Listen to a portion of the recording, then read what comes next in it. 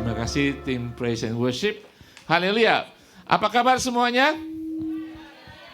Luar biasa, amin. Saya percaya kita dalam pemeliharaan Tuhan, amin.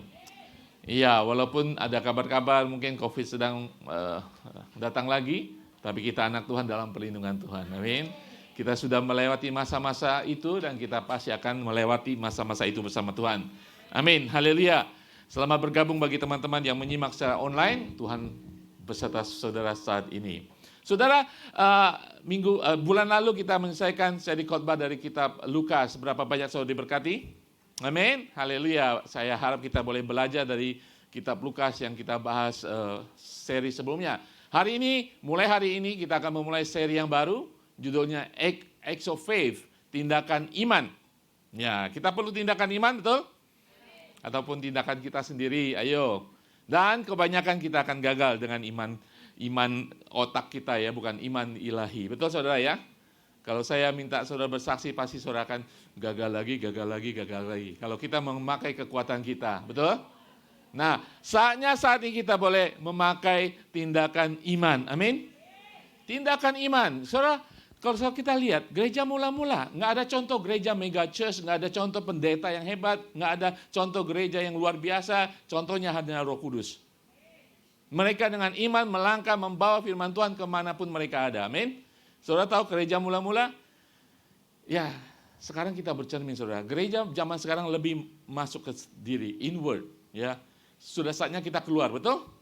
Kita banyakkan jagoan di rumah. Kebanyakan jagoan di rumah, jadinya kita berantem di rumah. Kita harus berperang, peperangan rohani keluar. Amin saudara. Amin. COVID sudah selesai,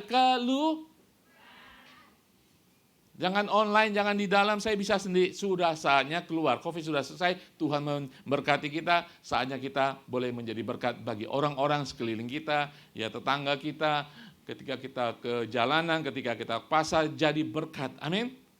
Itu adalah tindakan iman yang nyata. Bukan sekedar bersaksi di sini, bukan sekedar berkhotbah mengajar. Itu penting, tetapi tindakan prakteknya harus kita lakukan. Tindakan iman. Nah, hari ini kita membahas tindakan iman ini diambil daripada Kitab Para Rasul. Ya, sesudah ini, minggu-minggu ini saudara baca Kitab Para Rasul ya. Kitab Para Rasul itu sangat menarik. Ada action, ada kegerakan, ada aniaya, ada penyebaran, ada mukjizat terjadi luar biasa pada gereja mula-mula.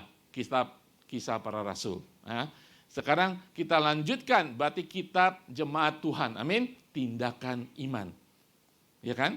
Kitab Para Rasul sudah selesai, kita belajar dari sana. Sekarang kita membuat Kitab Jemaat Tuhan. Amin. Haleluya, tindakan iman. Judul pertama daripada seri khotbah ini adalah Janji Bapa. Katakan kiri kanan, janji Bapa.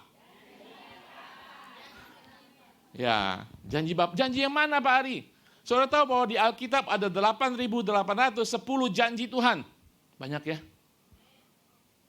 Banyak ya janji Tuhan? Banyak sekali, 8.810 janji. Orang ada mencatat saudara, janji Tuhan.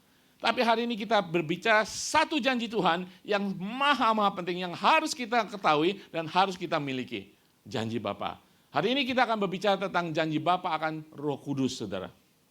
Saudara mungkin miss 8.000 janji Tuhan, tapi yang satu ini jangan saudara lupakan dan inginkan dan rindukan, yaitu janji Bapa akan Roh Kudus. Kenapa saudara? Untuk melakukan tindakan iman, menjalankan kehidupan rohani kita perlu Roh Kudus. Kalau tidak ada Roh Kudus, tidak ada kuasanya, penyertaan Roh Kudus, kita hanya memakai kuasa kita diri sendiri, otoritas kita sendiri, pengetahuan kita sendiri, betul? Kita menginjili, kita mengajar dengan kekuatan kita. Saya sekolah Alkitab, sekian tahun, apa yang saya lakukan berdasarkan itu. Boleh berdasarkan itu, tapi yang paling utama kita andalkan Roh Kudus. Karena kita harus tahu hari ini, ada janji Tuhan, janji Bapa kepada umat Tuhan yaitu Roh Kudus. Tidak hanya, kalau saudara janji yang 8.000 itu mungkin ada yang dapat 6.000, ada yang 1.000, berbeda-beda. Tetapi janji Roh Kudus bagi setiap orang yang percaya. Tidak terkecuali, janji Roh Kudus pasti akan diberikan kepada setiap orang yang percaya kepada Kristus.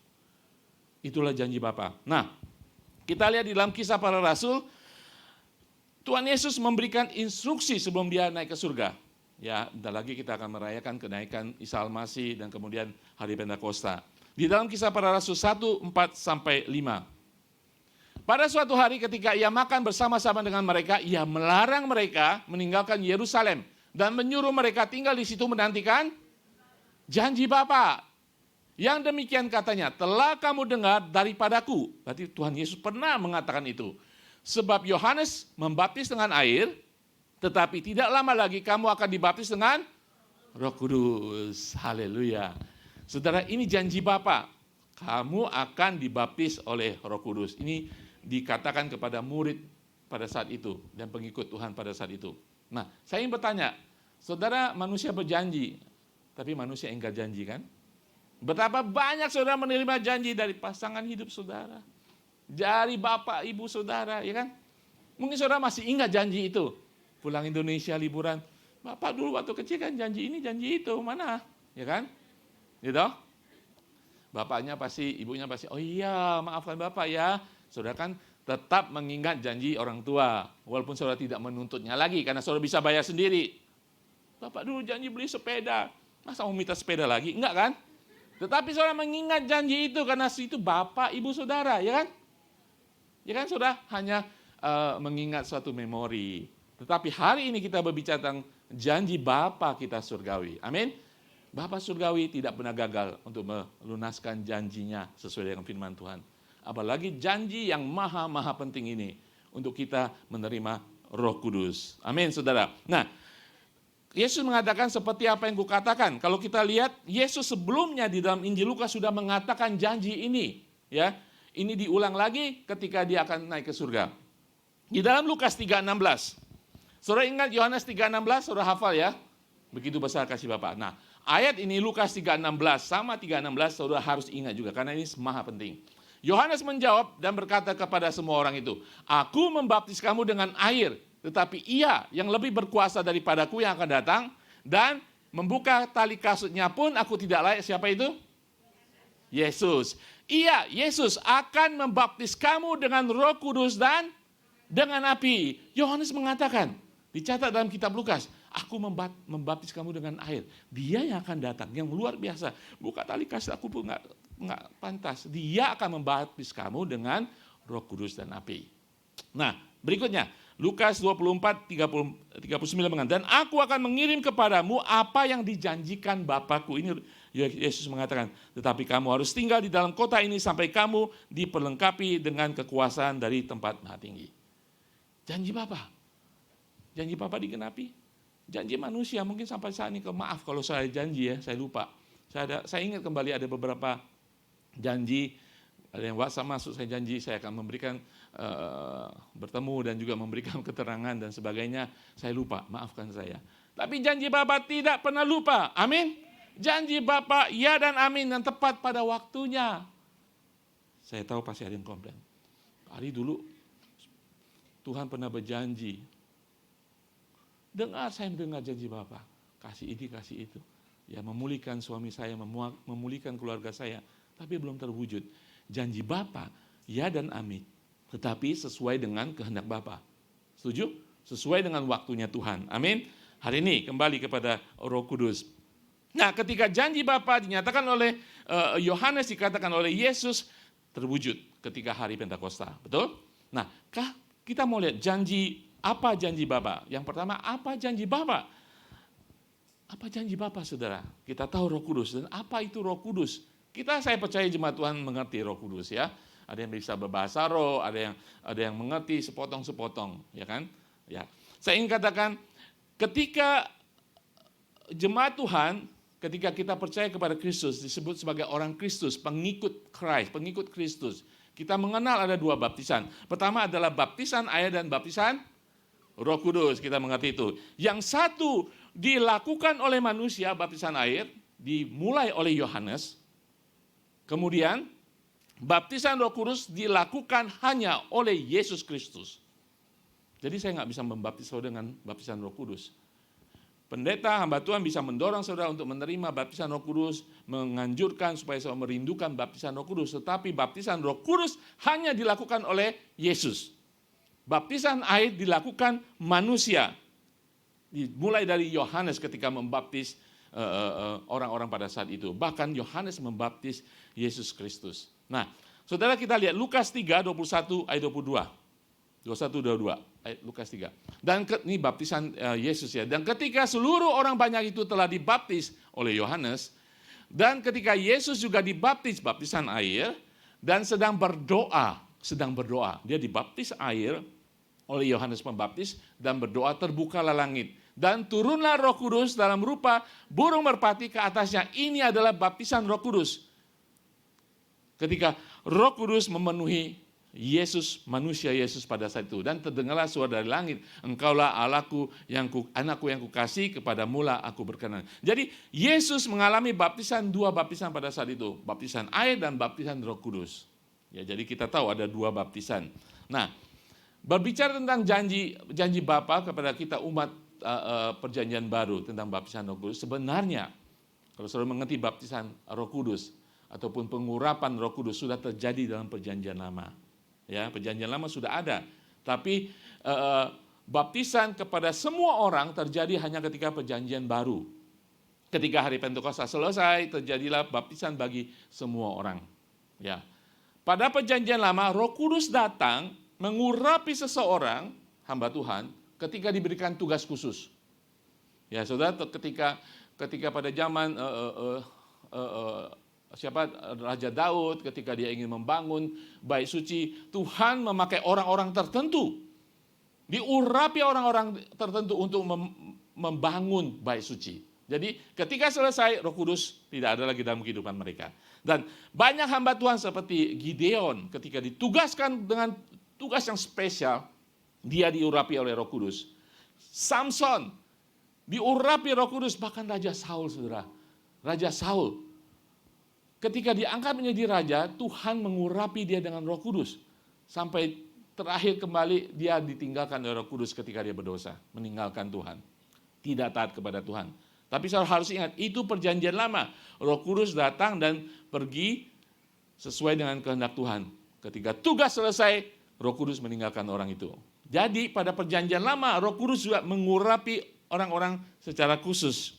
Special anointing pada tugas tertentu. Nah, ketika perjanjian baru, kita lihat, ketika kita selalu mulai dari contoh dari Tuhan Yesus. Di dalam Lukas 4, 1, 2, dan 14. Ini pernah kita bahas dulu ya ketika kita membahas Yesus di dalam Lukas. Dikatakan Yesus yang penuh sesudah pencobaan 40 hari. Selesai. Dikatakan Yesus yang penuh dengan Roh Kudus kembali dari sungai Yordan lalu dibawa oleh apa? Oleh siapa? Oleh Roh Kudus ke padang gurun. Di situ ia tinggal 40 hari lamanya dan dicobai iblis. Selama di situ ia tidak makan apa-apa dan sesudah waktu itu ia lapar. Berarti ada Roh Kudus, Roh Allah yang menyertai Yesus 40 hari lamanya di padang gurun. Tidak hanya situ, tetapi dikatakan dalam kuasa Roh kembalilah Yesus ke Galilea dan tersiarlah kabar tentang dia di seluruh tanah daerah itu.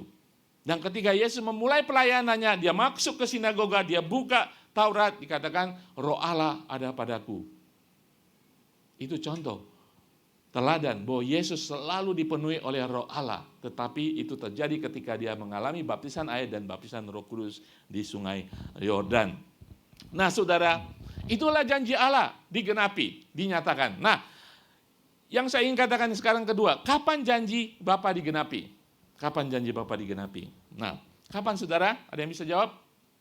Hari Pentakosta. Ketika hari Pentakosta, janji itu benar-benar diberikan kepada para murid orang percaya. Ya, janji Bapa, kita mengerti Roh Kudus pernah diurapi bagi orang-orang tertentu. Tetapi ketika Pentakosta, segala sesuatu berubah. Nah, kita lihat bacaan kita Kisah 2, 1-4. Saudara tahu bahwa hari Pentakosta awal dari Roh Kudus berkarya di tengah-tengah umatnya yang percaya kepada Kristus. Berbeda karya Roh Kudus ini. Roh Allah yang sama tapi karyanya berbeda setelah Pentakosta. Oke, kita lihat Kisah 2, 1-4. Ketika tiba apa? Hari Pentakosta. Semua orang percaya berkumpul di satu tempat. Orang percaya ini ya. Tiba-tiba turunlah dari langit suatu bunyi seperti tiupan angin keras dan memenuhi seluruh rumah. mereka kumpul di ruang atas. Ada sekitar 120 orang murid dan juga pengikut Kristus yang setia di mana mereka duduk. Dan tampaklah kepada mereka lidah-lidah seperti nyala api yang bertebaran dan hinggap pada mereka masing-masing. Ayat berikutnya, ayat 4, perhatikan. Maka penuhlah mereka dengan Roh Kudus. Lalu mereka mulai berkata-kata dalam bahasa-bahasa lain. Ya, seperti yang diberikan oleh Roh itu kepada mereka untuk mengatakannya. Ya, baik orang Yahudi maupun penganut agama Yahudi, orang Kreta, orang Arab, kita mendengar mereka berkata-kata dalam bahasa kita sendiri tentang perbuatan-perbuatan besar yang dilakukan Allah. Jadi tidak hanya bahasa roh yang terjadi, mereka juga ngomong bahasa-bahasa yang dimengerti orang-orang pada saat itu, walaupun mereka tidak mengerti bahasa itu. Ya, nah, itu terjadi ketika hari Pentakosta, ketika Roh Kudus memenuhi setiap orang di ruang atas, sekitar 120. Nah, kemudian Petrus, kita mengerti, sesudah itu Petrus yang dulunya adalah pengecut, ya kan? Ditanya nenek-nenek aja dia mengkhianati Tuhan, ya kan? Ketika menerima kuasa Roh Kudus, Petrus keluar dan menjadi pemimpin dan membagikan khotbah yang luar biasa. Saudara tahu khotbah Petrus pada saat itu, sebelumnya dia lari, dia kabur, dia menyesal, dia kembali menantikan janji Tuhan. Ketika Pentakosta terjadi, dia berkhotbah, 3.000 orang bertobat. So, lihat kuasa Roh Kudus ya. Nanti kita akan lihat kuasa Roh Kudus. Dan Petrus apa yang dikatakan? Dia menjelaskan kepada orang-orang pada saat itu, karena mereka melihat orang-orang yang dari ruang atas 120 orang itu ngomong berbahasa roh, berbahasa yang lain. Langsung Petrus menjelaskan, Kisah 2, 15 sampai 18. Orang-orang ini tidak mabuk. Jadi orang mengatakan, ini mereka mabuk nih. Ya kan? Kenapa saudara mabuk? Karena kalau saudara mabuk kan ngomongnya ngaco kan? Gitu. Nggak ada yang mabuk sini. Jangan, iya saya tahu, saudara nggak pernah mabuk. Makanya nggak bisa jawab kan? Kalau bisa jawab berarti pernah mabuk. Tapi saudara pernah melihat orang mabuk kan? Dikuasai oleh alkohol, ngomong kagak karuan, ya kan? Lucu ya lucu, serem ya serem, semuanya campur aduk, ya kan? Jadi orang pada saat itu hari Pentakosta, orang Yahudi juga banyak orang-orang dari luar kota, orang Yahudi dari seluruh dunia pada saat itu kembali ke Bait Suci untuk menyembah Tuhan. Dan mereka melihat nih murid-murid Yesus, orang yang percaya kepada Yosua, kok ngomongnya ngaco. Makanya Petrus berdiri dan menjelaskan apa yang terjadi. Dan kita harus tahu, orang-orang ini tidak mabuk seperti yang kamu sangka, karena hari baru pukul 9. Nggak mungkin, nanti mabuk mungkin malam begitu ya. Yesus mengatakan baru jam 9 pagi, nggak mungkin mabuk. Tetapi itulah yang difirmankan Allah dengan perantaran Nabi Yoel. Petrus menjelaskan apa yang sudah dinubuatkan. Inilah janji Allah di dalam kitab Nabi Yoel. Katakan apa? Akan terjadi pada hari-hari terakhir. Demikian firman Allah bahwa aku akan mencurahkan rohku ke atas jemaat ICA. Kepada siapa? Firman Tuhan, janji Tuhan. Aku akan mencurahkan rohku ke atas semua manusia. Perhatikan berikutnya, maka anak-anakmu laki-laki dan anak-anakmu perempuan akan bernubuat, dan turunan-turunanmu, pemuda-pemudamu akan mendapat penglihatan-penglihatan, dan orang-orangmu yang sudah uzur, tua. Kalau tua di sini banyak juga, tapi yang uzur nggak ada. Orang-orangmu yang sudah tua akan mendapat mimpi. Juga ke atas siapa nih? Hamba-hambamu, laki-laki, perempuan akan kucurahkan rohku pada hari-hari itu, dan mereka akan. Saudara perhatikan, saudara ketika Roh Kudus berkarya, saudara Roh Kudus ketika dicurahkan, tidak hanya janji Roh Kudus, tetapi janji Roh Kudus itu menghancurkan semua tembok-tembok perbedaan. Tidak ada bedanya lagi anak muda, anak-anakmu mungkin masih kecil, orang tua bahkan budak-budak akan menerima roh yang sama, Roh Kudus. Roh Kudus diberikan tidak hanya memberikan kuasa tetapi mempersatukan. Sangat sedih sekali ya kalau di gereja Tuhan membeda-bedakan. Ketika Roh Allah diberikan tidak ada lagi kelas-kelas saudara. Kelas pembantu, kelas budak, kelas tuan, tidak ada lagi. Karena pada waktu itu banyak budak dan juga ada tuannya. Budak pada waktu itu dimiliki. Ketika Roh Kudus diberikan tidak ada lagi perbedaan kelas. Tidak ada lagi perbedaan usia. Mau muda, mau kecil, mau usur sekalipun diberikan kuasa Roh Kudus. Tidak ada lagi saudara. Paspor Indonesia. Orang Indonesia memang kalau menyembah Tuhan gila-gilaan. Makanya ada kuasa Roh Kudus. Tidak saudara. Semua orang. Dan gereja Tuhan pada hari-hari ini berbicara tentang kuasa Roh Kudus. Dia dari denominasi itu nggak ada kuasa Roh Kudus. Sering kita dengar itu? Tidak saudara, setiap orang. Dikatakan semua orang mau dari gereja manapun ketika dia percaya kepada Kristus, Roh Kudus sudah dijanjikan dan diberikan. Tidak hanya mereka menerima kuasa Roh Kudus, perhatikan. Mereka akan bernubuat. Minggu depan kita akan berbicara tentang bernubuat. Ada kuasa Roh Kudus diberikan, tidak hanya saudara bahasa roh, menyembah dalam bahasa roh, kemudian lebih dekat dengan Tuhan, tetapi saudara bisa bernubuat. Amin. Gereja Tuhan hari-hari ini kita akan berbicara tentang bernubuat. Bernubuat ini bukan buat nabi saudara. Nabi memang bernubuat, tetapi setiap umat Tuhan perjanjian baru bisa bernubuat. Kalau Roh Allah ada dalam kehidupannya. Amin. Haleluya. Jadi ketika Roh Tuhan ada diberikan, ada unity saudara. Ada kesatuan di situ. Nah, saudara tadi ada katakan hari-hari terakhir. Apa itu hari-hari terakhir? Bukan ketika saudara akan mati baru, saya bernubuat, saya dipenuhi roh. Tidak saudara. Hari-hari terakhir itu berbicara tentang ketika Tuhan Yesus naik ke surga dalam kemuliaannya, sampai kedatangan Tuhan Yesus kedua kali di dalam kemuliaannya. Itu adalah hari-hari terakhir. Jadi hari-hari terakhir ini adalah sekarang. Thank you. Sekarang ini adalah hari-hari terakhir saudara. Jadi saudara hari ini duduk sini, Roh Kudus ingin diberikan kepada saudara. Ada amin saudara? Jadi saudara semua, mau latar belakang gereja saudara di Indonesia apapun, Roh Kudus ada untuk mengurapi saudara. Amin. Hari ini pelajaran kita, ini lebih bersifat pengajaran untuk kita percaya bahwa Roh Kudus yang dijanjikan Bapa bagi, katakan kiri kanan, semua orang.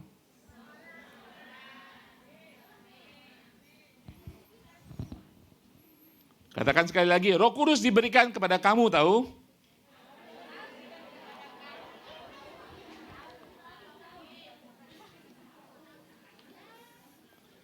Oke, buktinya.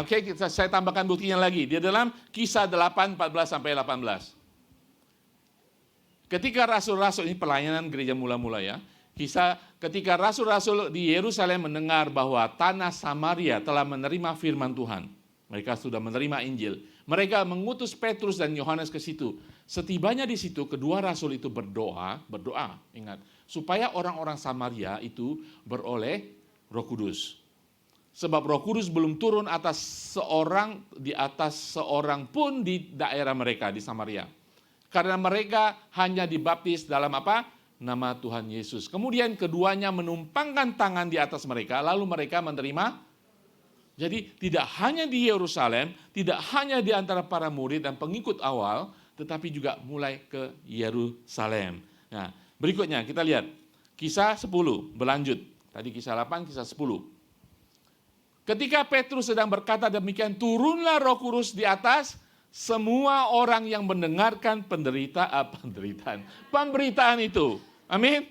Ketika firman Tuhan diberikan pada waktu itu oleh Rasul, Roh Kudus turun atas semua orang, tidak terkecuali. Ya, karena mereka benar-benar terbuka hati mereka untuk firman Tuhan. Di gereja Tuhan, semua terbuka sama firman Tuhan, Pak. Yakin. Ada juga datang mendengarkan. Ketika saudara sungguh-sungguh mendengarkan pemberitaan Injil Tuhan, Roh Allah sedang, kapan aku dicurahkan? Kapan dia mau menerima? Karena itu janji Bapa, saudara. Kita menerimanya apa tidak menerima tergantung kita. Tapi itu janji Bapa siap dicurahkan buat setiap orang percaya. Oke. Dan semua orang dari golongan bersunat yang menyertai Petrus, berarti orang Yahudi yang menyertai Petrus. Saudara tahu bahwa gereja mula-mula kebanyakan adalah orang Yahudi, disebut orang bersunat. Tercengang-cengang. Mereka melihat bahwa karunia Roh Kudus dicurahkan ke atas bangsa-bangsa lain juga. Mereka punya pemikiran, Roh Kudus, Yesus berasal orang Yahudi, hanya bagi orang Yahudi. Dan mereka saat ini melihat, Roh Kudus sebenarnya bukan hanya buat orang Yahudi, tetapi buat orang semua bangsa. Ya kan? Semua bangsa. Itu terjadi pada waktu itu. Dan kita mengerti, janji Bapa dinyatakan bagi semua orang. Nah, poin ketiga. Nah, sekarang apa perbedaan antara mendiami dan mencurahkan? Oke. Jadi Roh Kudus itu bisa mendiami dan Roh Kudus itu bisa dicurahkan. Beda. Jadi kita harus mengerti ada dua yang Roh Kudus lakukan. Dia mendiami, indwell di dalam orang percaya. Yang kedua, dia membaptis atau memenuhi atau mencurahkan di atas orang percaya. Itu berbeda, saudara ya. Nah, saudara, di dalam Roma 8:9 menjelaskan demikian. Roma 8:9. Tetapi kamu tidak hidup dalam daging, melainkan dalam roh. Jika memang roh Allah diam di dalam kamu, tetapi jika orang tidak memiliki Roh Kudus, ia bukan milik Kristus. Ketika saudara milik Kristus, betul? Siapa yang bukan milik Kristus? Nggak ada yang angkat tangan. Siapa yang milik Kristus? Angkat tangan saudara. Berarti roh Allah dalam kehidupan saudara. Dia diam di dalam saudara. Nah, ini berbicara tentang keselamatan. Keselamatan ketika saya percaya Yesus, saya menerima Yesus sebagai Tuhan dan Juru Selamat, Roh Kudus tinggal di dalam kita semuanya. Nah, ayat berikutnya 1 Korintus 6:19. Atau tidak tahukah kamu bahwa tubuhmu adalah bait Roh Kudus yang diam di dalam kamu, Roh Kudus yang kamu peroleh dari Allah, dan bahwa kamu bukan milik kamu sendiri. Ini buktinya bahwa ketika kita percaya Kristus sebagai Tuhan dan Juru Selamat, artinya keselamatan, Roh Kudus langsung tinggal di dalam kita. Nah, sekarang itu keselamatan, Roh Kudus tinggal. Nah, sekarang baptisan Roh Kudus. Baptisan Roh Kudus terjadi ketika orang percaya menginginkan itu. Jadi, keselamatan itu, Roh Kudus tinggal, keselamatan itu terjadi kepada orang bukan percaya. Kan sebelumnya kita nggak percaya kepada Tuhan kan? Ya kan? Ketika kita percaya kepada Yesus, berarti itu terjadi keselamatan. Roh Kudus tinggal di dalam kita. Nah, setelah kita menjadi orang percaya, terjadi baptisan Roh Kudus yang akan terjadi kalau kita merindukannya, kita menginginkannya, itu janji Bapa. Baptisan Roh Kudus hanya terjadi atas orang yang sudah percaya. Ketika saudara percaya, itu janji Bapa mengalami baptisan Roh Kudus. Jadi tidak hanya Roh Kudus tinggal, tapi kita dipenuhi, diurapi sampai melimpah oleh Roh Kudus. Jadi kepenuhan Roh Kudus ini tidak hanya sekali, saudara. Harus diisi lagi, diisi ulang. Saudara, kalau beli SIM card isi ulang kan? Kalau enggak, saudara nggak bisa ngomong kan? Ya kan? Tiba-tiba hilang. Jadi kepenuhan Roh Kudus ini bersifat diulang, berisi ulang, terus-menerus dalam kehidupan kita. Nah, saudara, saya ingin bertanya, contohnya, saudara mengerti, biar saudara mengerti. Kalau saudara dulu pernah diingatkan, tubuh manusia ini sebenarnya cair kan? Berapa persen cairan? 60-70% adalah cairan.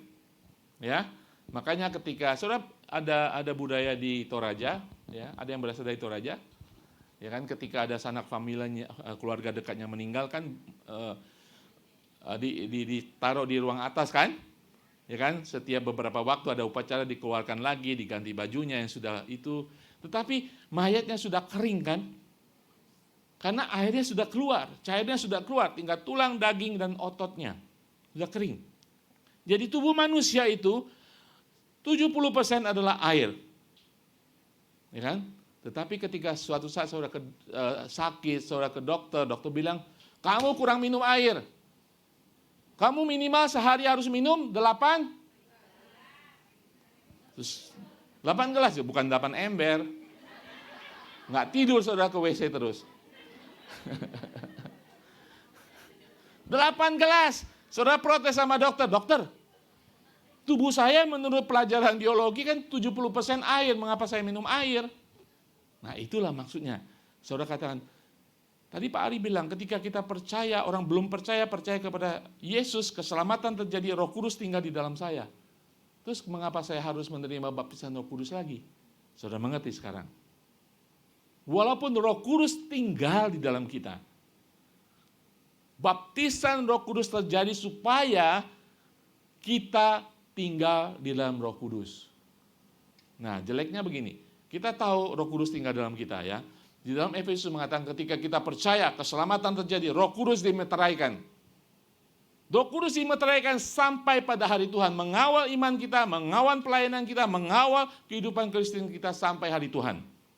Roh Kudus sudah ada dimeteraikan. Berarti sampai yang punya, yang empunya, kita itu membuka meterai itu. Nanti waktu kita di surga, berangkat ke surga. Nah, terus kita berbicara, Roh Kudus, kalau ada Roh Kudus di tempat hidup saya, kok hidup saya masih begini-begini? Kan? Karena saudara tidak memakai Roh Kudus tinggal di dalam saudara. Baptisan Roh Kudus terjadi ketika saudara dipenuhi dengan Roh Kudus, saudara bukan Roh Kudus tinggal di dalam saudara, sekarang saudara tinggal di dalam Roh Kudus. Itu perbedaannya. Jadi setiap orang yang percaya ada Roh Kudus, tetapi mereka perlu mengalami baptisan Roh Kudus. Dan itu janji Bapa. Amin. Haleluya. Nah, di dalam Efesus 5 ayat 18 mengatakan demikian. Dan janganlah kamu mabuk oleh anggur, karena anggur menimbulkan hawa nafsu, tetapi hendaklah kamu penuh dengan Roh Kudus. Harus penuh dengan Roh Kudus, saudara. Kalau kita berbicara tentang baptisan Roh Kudus, bukan berbicara tentang diri kita lagi, tetapi berbicara tentang kita yang dikuasai oleh Roh Kudus. Amin. Saudara, kembali lagi soal mabuk-mabukan. Ya. Ketika saudara mabuk, ya kan, saudara tidak menguasai diri saudara kan?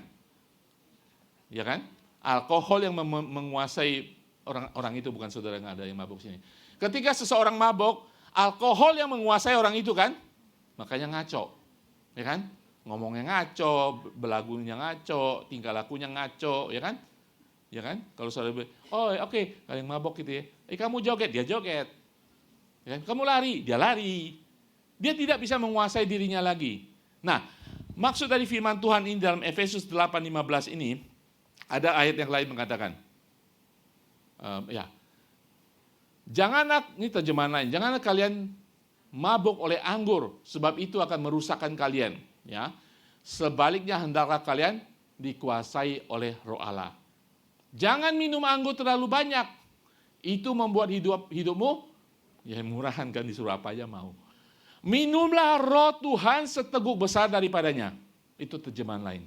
Artinya apa saudara? Memang di perumpamaan disamakan dengan minum anggur gitu ya, minum alkohol. Memang jelek. Contohnya begitu. Artinya apa? Tetapi pengertiannya intinya ada sama saudara. Ketika saudara dipenuhi Roh Kudus, dikatakan minumlah Roh Tuhan, dipenuhi sampai saudara mabuk Roh Tuhan. Ketika saudara mabuk Roh Tuhan, Tuhan menguasai saudara, bukan saudara lagi yang hidup, tetapi Kristus hidup dalam saudara. Perkataan saudara, perbuatan saudara, pelayanan saudara, itu saudara hanya dilakukan oleh Roh Kudus. Contoh yang jelek, saudara dikuasai alkohol. Contoh yang sama oleh Roh Kudus, saudara mabuk oleh Roh Kudus, makanya minumlah Roh Allah seteguk besar daripadanya, sehingga saudara sungguh mabuk Roh Kudus. Saudara pernah bertemu dengan orang-orang, ya mungkin saudara sering kesal dengan orang-orang ini, apa-apa Injil, apa-apa melayani, apa-apa ngomong tentang Kristus. Itu contohnya orang yang sudah mabuk oleh Roh Kudus. Pernah bertemu orang seperti itu? Mungkin saudara sering, bentar-bentar Injil, bentar-bentar ayat Tuhan. Itu orang yang sudah tidak malu lagi ngomong tentang Injil.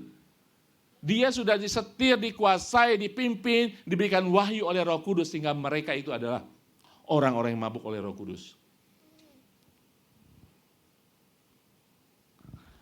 Saya harap orang-orang ICA, Jemaat Indonesia, North Point, Taiwan, mabuk oleh Roh Kudus. Untuk mabuk saudara harus minum Roh Tuhan, sehingga saudara boleh melayani dan dikuasai oleh Roh Tuhan. Amin. Haleluya. Yang keempat, masih lama kan? Yang keempat, apa tujuan baptisan Roh Kudus? Apa tujuan baptisan Roh Kudus? Ada tujuannya, saudara ya. Tadi saya sudah menjelaskan ada baptisan air bagi orang belum percaya menjadi percaya dan kemudian Roh Kudus tinggal dalam kita. Baptisan Roh Kudus bagi orang percaya sehingga membuat orang itu tinggal di dalam Roh Kudus. Bukan Roh Kudus tinggal di dalam kita pada fase keselamatan. Pada fase baptisan air, baptisan Roh Kudus, kita yang tinggal di dalam Roh Kudus. Nah, apa tujuan baptisan Roh Kudus? So, dalam keselamatan yang pertama baptisan air, Roh Kudus memberikan kesaksian bahwa kita adalah anak Allah. Oke, kita lihat bacaan kita. Roma 8 ayat 14-16. Semua orang yang dipimpin oleh Roh Allah adalah anak Allah. Sebab kamu tidak menerima roh perbudakan yang membuat kamu menjadi takut lagi, tetapi kamu telah menerima roh yang menjadikan kamu anak Allah. Oleh roh itu kita berseru, ya Aba, ya Bapa. Perhatikan 16. Roh itu bersaksi bersama-sama dengan roh kita bahwa kita adalah anak-anak Allah. Keselamatan, roh Tuhan tinggal dalam kita, roh Allah bersaksi bahwa kita adalah anak-anak Allah. Saudara dimeteraikan punya identitas baru bahwa saudara anak Allah. Nah, ketika terjadi baptisan Roh Kudus tidak lagi bersaksi bahwa kita adalah anak Allah, tetapi Roh Kudus memberi kita kuasa untuk menjadi saksi. Pertama, keselamatan, Roh Kudus bersaksi bahwa kita adalah anak Allah. Baptisan Roh terjadi, Roh Kudus memberikan kita kuasa untuk menjadi saksi. Kisah 1 ayat 8 yang kita sudah tahu. Tetapi kamu akan menerima apa? Kuasa. Kalau Roh Tuhan turun atas kamu, baptisan Roh Kudus. Dan kamu akan menjadi saksiku di Yerusalem dan di seluruh Yudea, Samaria, sampai ke ujung bumi. Jadi ketika baptisan Roh Kudus terjadi, kuasa diberikan untuk saudara menjadi saksi. Amin. Pak, saya tiap hari bersaksi loh. Tetangga saya, ke pasar saya bersaksi. Bagus. Bersaksi dimanapun saudara berada, bagus. Tetapi apakah saudara ada seorang saksi? Belum tentu kan? Belum tentu. Tetapi yang pasti seorang saksi pasti bersaksi. Seorang yang bersaksi kemana-mana menginjili belum tentu adalah saksi. Untuk menjadi saksi dia harus menerima baptisan Roh Kudus. Menerima otoritas, menerima kuasa untuk menjadi saksi. Makanya saya bilang ada orang-orang yang bagi kita sedikit aneh, kemana-mana ayat, ya kan? Kemana-mana menginjili. Karena dia sudah menjadi saksi, bukan sekedar bersaksi. Karena kuasa Roh Tuhan ada dalam kehidupan dia. Kemanapun dia menjadi saksi. Itu adalah tujuan ketika Roh Tuhan diberikan kepada kita. Untuk menjadi saksi dimanapun kita berada. Saudara mengerti sekarang ada dua baptisan. Baptisan air dilakukan manusia, baptisan Roh Kudus dilakukan oleh Kristus. Baptisan air, Roh Kudus tinggal di dalam kita. Baptisan Roh Kudus, kita yang tinggal di dalam Roh Kudus. Berkelimpahan, dipenuhi. Ya. Saya sering mengambil ilustrasi begini juga. Saudara tahu pistol air kan? Pistol air. Ada air di dalam kan? Kita tembak sana, tembak sini kan? Itu seperti Roh Kudus tinggal di dalam kita. Terus kalau baptisan Roh Kudus seperti apa? Saudara pistol air yang ada airnya itu, Roh Kudus di dalamnya, saudara cemplungkan di kolam renang. Itu adalah baptisan Roh Kudus. Tidak hanya Roh Kudus tinggal di dalam orang itu, tetapi orang itu tinggal di dalam Roh Kudus. Disitulah kuasa akan terjadi. Disitulah saudara akan menjadi saksi. Disitulah saudara akan terheran-heran. Dulu saya malu-malu ya, sekarang nggak tahu malu. Ya kan? Karena saudara mabok Roh Kudus. Dulu saya nggak bisa ngomong, sekarang saya bisa ngomong ya. Teman saya kaget, apalagi saya. Karena saya sudah mabok oleh Roh Kudus, kepenuhan Roh Kudus. Saya doakan setiap kita akan mengalami itu semua. Semuanya, dan itu berulang, harus diisi ulang. Gratis. Nggak pakai pinjam pulsa, dari surga langsung. Isi ulang, isi terus-menerus. Agar kita di-charge kekuatan kita, agar kita di-charge kuasa dan energi kita oleh Roh Kudus untuk tetap menjadi saksi. Amin. Ya.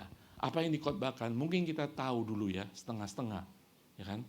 Ketika seorang diberkati oleh baptisan Roh Kudus, ada buktinya, saudara. Pertama adalah bahasa roh yang keluar. Kemudian ada buah-buah roh dalam kehidupannya. Dia menjadi saksi, dia punya otoritas, memiliki kuasa.